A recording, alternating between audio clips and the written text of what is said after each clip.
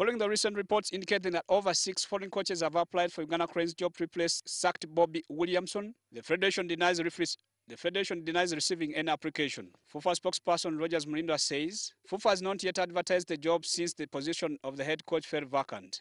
Reports outline the number of both local and foreign coaches, including Rwanda's coach Slovic Mitchell, Serbian Nikola Kazovic, Italian Dario Bennett, Belgian Tom Sanfet, and former Brazilian World Cup winner Dunga.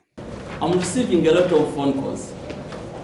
And what I did, you must have noticed that after issuing my statement, I kept quiet because my statement was very clear.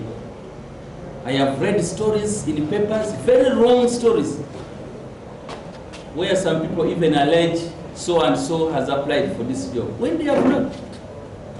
I really sympathize with our readers. Mulindwa added that more technical assessments are still being carried out to clean the house as the search for the new coach continues and will publicly be announced. The Federation has meanwhile, in a bid to strengthen grassroots football, given out 3,000 balls to regional football chairmen to help them develop talent.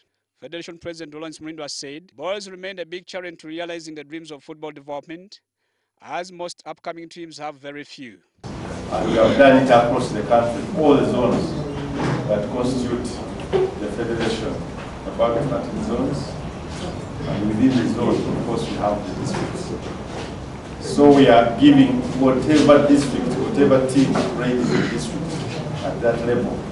So we are giving the balls through the zonal chairman who will take these balls to all the districts across the country.